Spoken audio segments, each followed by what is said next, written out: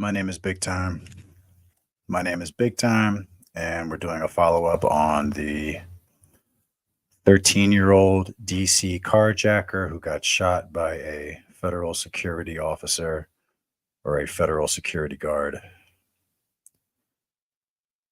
And the answer with the blacks is it's not his fault.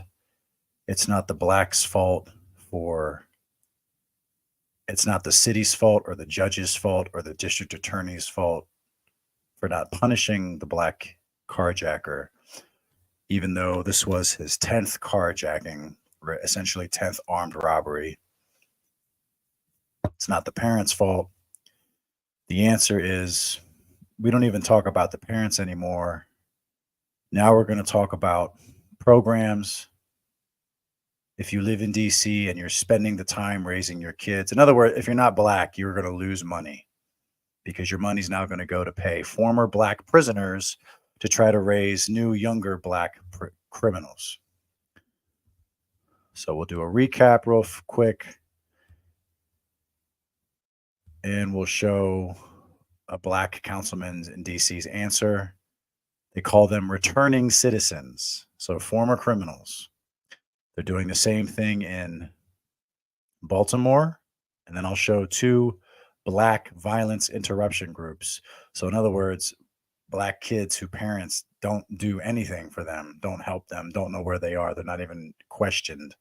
It's just assumed that blacks can't raise their kids now. We'll start here for a recap.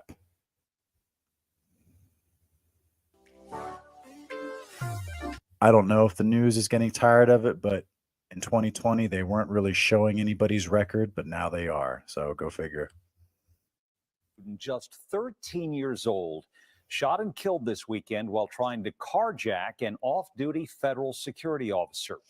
Today, the child's middle school principal described Bernard Toney as smart, funny, and talented. He's also dead. So I like that this is the first way that we cover for black criminals. Let's show you a picture of him smiling. His principal says he was a funny, smart guy. He probably wasn't dressed like this or smiling when he tried to rob the federal security officer.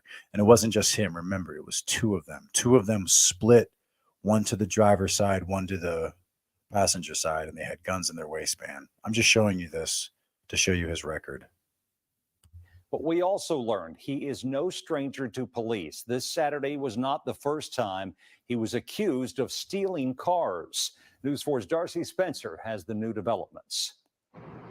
It was here on D Street Northwest, outside an office building, that 13-year-old Bernard Toney Jr. was shot and killed when he allegedly tried to carjack an off-duty federal security officer. It was around 10 Saturday night. Police say the officer was sitting in his car waiting for a shift to start when two juveniles told him to get out. According to the report, two black juveniles. We're already starting to cover for them. One of the teens had his hand in his front waistband pocket as if he had a handgun. And as he was complying, the officer pulled a gun and shot Toney in the chest. A second juvenile ran away.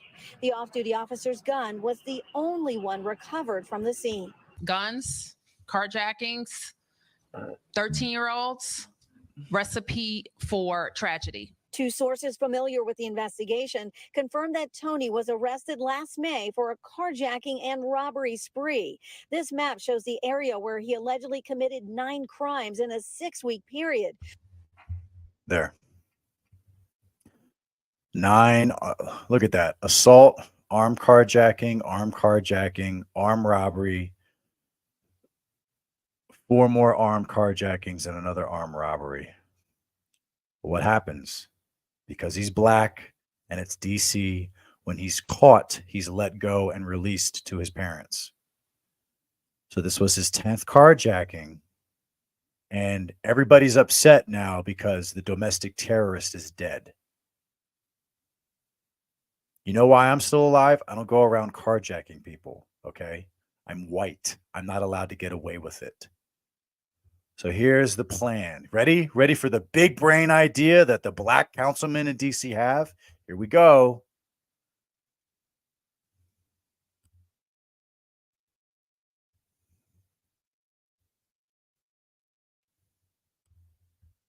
Fox 5's continued coverage of a city under siege. This morning, we take a look at the tragic consequences of gun violence. Tragic consequences of not punishing black juvenile criminals because we're too fucking pussified to do anything, because we can't admit that everything we do is failed, and the black community is the living personification of the sunk cost fallacy.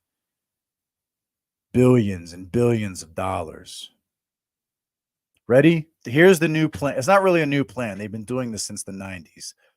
Criminals are now going to raise your kids. Sweeping our nation's returning citizens. capital. It's having a dire impact on our district's youth. Homicides, including juveniles, who have doubled over the last 3 years. Now let's get to Fox 5's Melanie Allenwick, who's live in Northwest this morning with the details. Melanie, these numbers are absolutely staggering. That's right. And here they are, 16 young people killed in gun violence so far this year. Who killed them?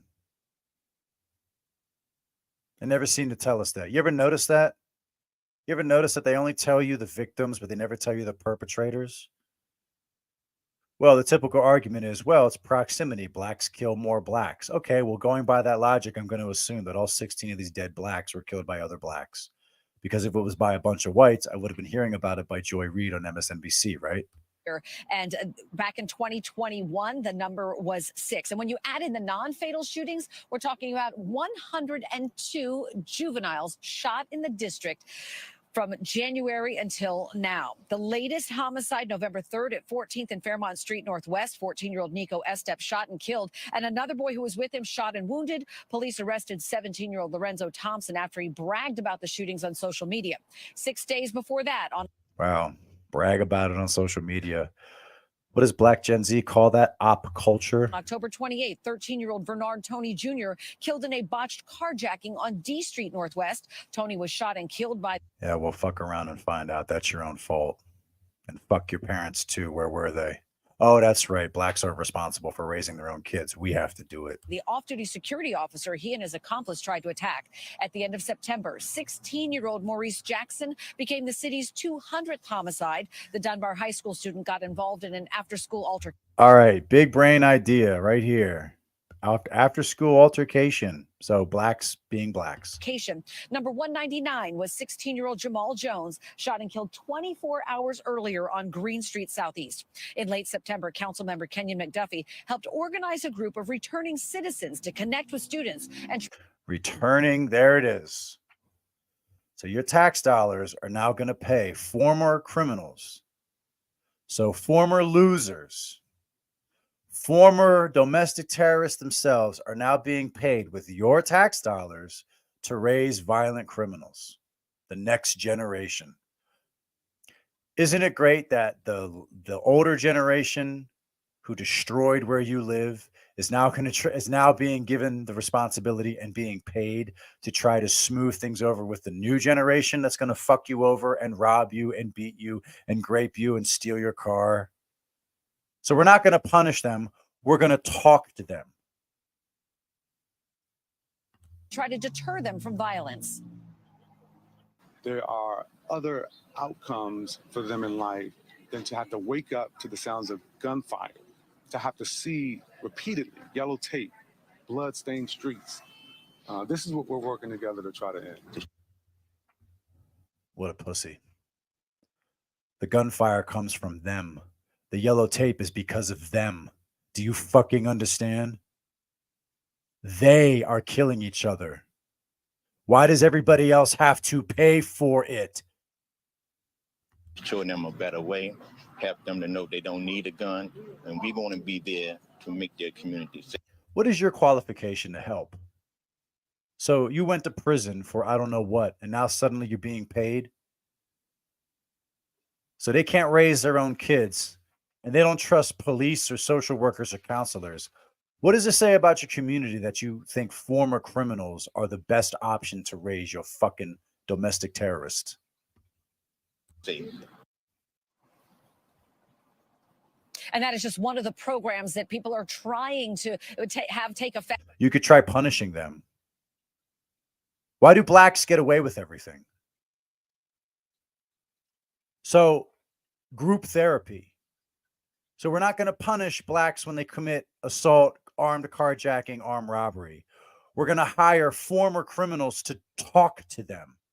And I got to pay for it. Oh, you don't believe me? This isn't just DC. Let's go to Baltimore. Every black leader in every crime-ridden city has the same big brain idea. They don't even talk about these former kids. They just talk about, oh, we need criminals to raise your kids. Tonight, alarming new video is surfacing on social media showing a student being beaten up at a bus stop near Mervo High School. It's one of several violent incidents around Mervo this year. Baltimore Mayor Brandon Scott is coming forward now with a new program to put violence interrupters in city schools. Violence interrupters, or should I say returning citizens. So your kids, why does everybody think so? The impression I'm getting is blacks will only respond to former violent felons, ex-criminals, ex-cons, former drug dealers, former gangbangers. And everybody thinks they're going to listen to them. And these ex-cons, returning citizens, violence interrupters, they're getting paid. Imagine being a fuck up and then getting paid for it. I'm a sucker. I work 40, 50 hours a week and I have a part-time job on top of that. I'm a fucking sucker. If I was black, I could have been a criminal and then I could come out of school or prison and get paid to just talk to kids and give them group therapy because you're not going to punish them anyway. 45's Mackenzie Frost questions the mayor about that plan. The mayor is putting violent interrupters in 3 Baltimore City high schools. And if it sounds familiar, it's very similar to how Baltimore's Safe Streets program is operated. This new plan comes as more video continues to surface showing violence and fighting taking place in high schools and schools across Baltimore. Just randomly though? A brutal bus stop beating. Damn, you leaking, bro, you good? Showing students stomping a kid less than a mile away from Mervo High School. The student. That's right. On the ground, being stomped on by your hussons, by your future dentists and astronauts. That's right. Person's lying prone on the ground, potentially unconscious. This is how that Las Vegas kid died. This is how blacks fight. When you're on the ground and you're unconscious, they stomp on your head. Do you want to see that again? Let me show you to that again. Ba-boom. There. You saw it? You can't fall on the ground if blacks surround you. You have to get away. Or if you have a weapon, you have to use it. They will kill you. Just like the Las Vegas teen, they will kill you. At times, quick! Wear the white flag! Motionless on a blood-stained sidewalk. Wear the white flight. It's the same school where 17-year-old Jeremiah Brogdon was gunned down walking out of school in September. And one of 3 schools Mayor Brandon Scott is launching a pilot crime intervention program along with the Mayor's Office of Neighborhood Safety and Engagement. The other 2 schools, Carver Vocational High School and Digital Harbor High. The mayor's office says the schools were picked because the number of arrests, suspensions, ability to implement the pilot, and other metrics. Also in September, a 15-year-old Carver student was grazed in the head by a bullet near campus, and in April, a girl was injured during a fight at Digital Harbor. The pilot program puts 3 violence interrupters in each school, along with 8 student ambassadors.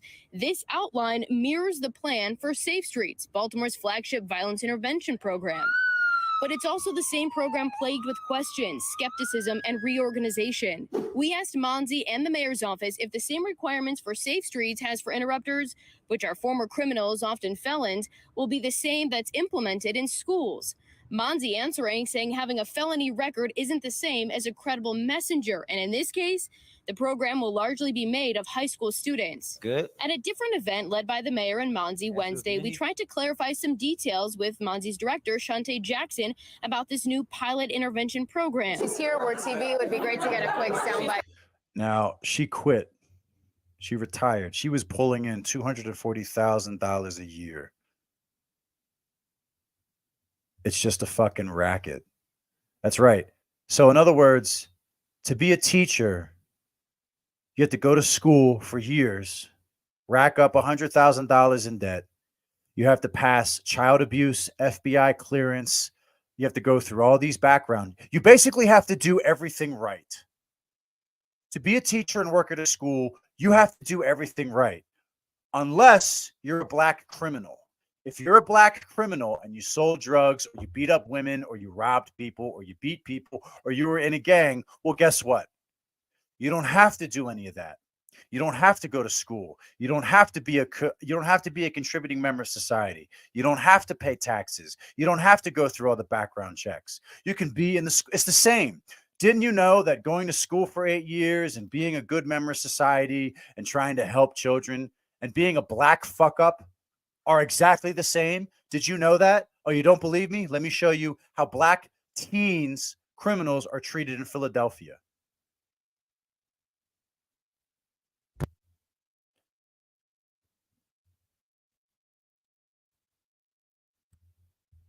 Car thefts to gun charges, most of the teens who attend the Net Center in Old City have been convicted of very serious crimes. But a new program there is giving them another go to change. A new program. Your money, group therapy. They're not going to go to jail. They're not going to be beaten. Their parents aren't going to face any charges. We're going to have group therapy because slavery, y'all. The trajectory of their futures, showing the power of second chances over. Yeah, you know, when I was carjacking her, you know, what I was really feeling was, man, I'm hungry. Incarceration. Yeah, you look like you could fucking eat a baby. What's your goals for today? Get through the rest of the day. Get through the day. Every afternoon, Hassan, how you feeling today? Ray Stiles at the Net Center does what he calls the townhouse. Townhouse is just a quick icebreaker to gauge the mood of everybody. Stiles helps run the social impact. I have a question. You know, this might be me thinking out of the box, but blacks kill each other, especially young black teens. They kill each other at the highest rate out of all the other groups in the entire country. They kill each other when you ask them to leave. There was just a shooting in Tulsa, Oklahoma, where a 40-year-old black father asked a 16 and 15-year-old kid to get out of his house, and they had a gunfight and killed each other. You can't even ask blacks to leave. When they encounter each other out in the wild, they kill each other. So your idea is to take those same people who would kill each other if they encounter each other out in the street and to put them in a little room and have them try to talk to one another? When there's a shooting here, are we just going to build another rec center? There's 170 rec centers in Philadelphia. I don't think you're not solving the problem. Project from Mondays to Saturdays that's tucked away on North 2nd Street in Old City.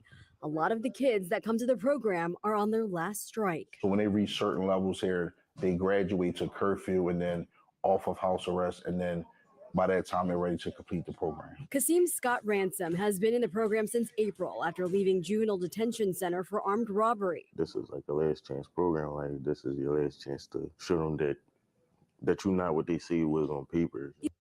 That you not what you say they is. What? I'm sorry, I don't speak Ebonics. What the fuck did you say? God. Chance to show them that you're not what they say you was on paper. He says this. You not what they say you is on paper. Okay. Well, if you committed the carjacking, why the fuck do you get group therapy? If I committed a carjacking, I'd go to prison. Can't even talk. How did you? Let's hear. And you want to hear the reason why he's committing armed robbery? Second chance is not lost on him. They keep me out of trouble, you know, because the guy knows what I would or could be doing if I wasn't coming here. Aronde McLean says the 6-month program has served some 500 to 600 kids who get job readiness, trauma intervention, and learn basic life skills that so many other teens already get at home. These kids, robbery, assault with a deadly weapon, car thefts, it's a lot of things that could be prevented, but they're just bored. So that's why I like this program. There. They destroy your city. They destroy your neighborhood. They come into your suburbs, steal your cars, break in your house, beat up your kids, beat up your wife, kill you because they're bored. Oh, you don't believe me? Here's another one. They're bored. That's right, guys. They destroy everything. Africa is Africa because they're bored. They're bored. Don't be mad at me. That's what the black told me. That's what I'm told when I go to my job and when I went to college. I'm supposed to shut my mouth, be a good ally, silence his violence, and defer to blacks about blacks from their lived experience. Well, according to the blacks' lived experience, they're bored. That's why Philadelphia is one of the most dangerous cities. That's why 12% of the population commits 65% of all the crime in Pennsylvania, because they're bored.